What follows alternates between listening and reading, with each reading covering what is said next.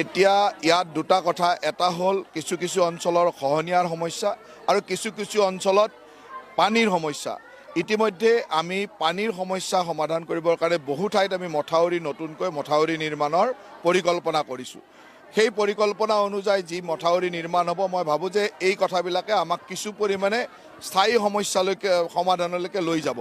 আৰু তাৰ লগে লগে আমি যিসমূহ গৰা খহনীয়া বা বিভিন্ন ঠাইত খহনীয়া হৈছে, বিশেষকৈ পাহাৰৰ কিছু অঞ্চলো খহনীয়া হৈছে, নদীৰ পাৰো খহনীয়া হৈছে, এইবিলাকৰো এটা কেনেকুৱা ধৰণে কৰা যায় এটা বিজ্ঞানসন্মত ব্যৱস্থালৈ যাব লাগিব।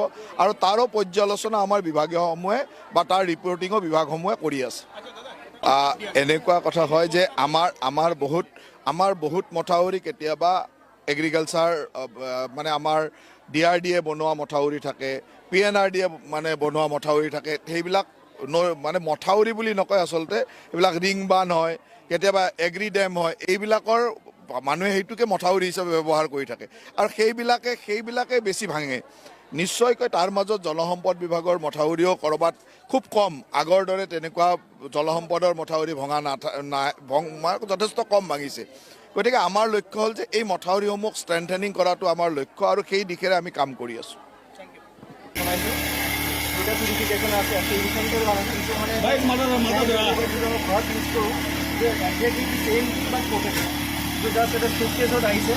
আৰু একদম ফ্লেক্সিবল সোলাৰ পেনেল আছে, কিমান কাম কৰিব পাৰে, ৰাতি কাম কৰিব পাৰে, আইডিয়েল ফৰ ক্যাম্প যিটো আমাৰ বহুত ল'ৰা ছোৱালী আছে।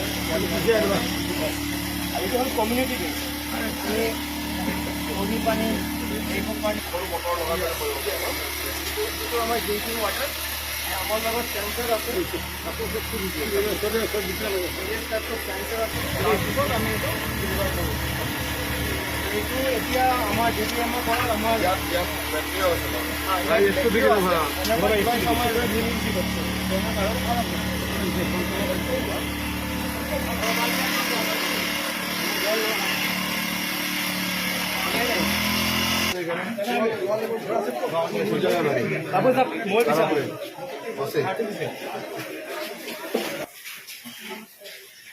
ৰেচন পাইছে, কোন জেগা বাড়ি আছে? বাড়িতে এখনো পানি আছে, জল আছে। মিনিস্টার আপনারা দেখার লাগে ঠিক আছে। কিছু তো এখানে অসুবিধা হয়, সব সুবিধা আছে। কারেন্টের হলো প্রবলেম, কারেন্ট কি যায় না, বানপানির সময় তো এটা থাকবোই।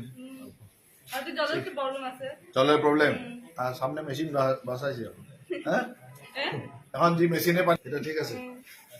ঠিক আছে, রেশন পাইছে কি নয়?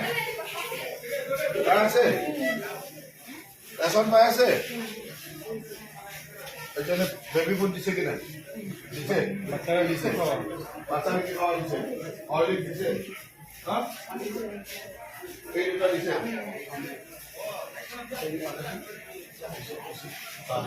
খাওয়া দিছে। ঠিক আছে, নমস্কার।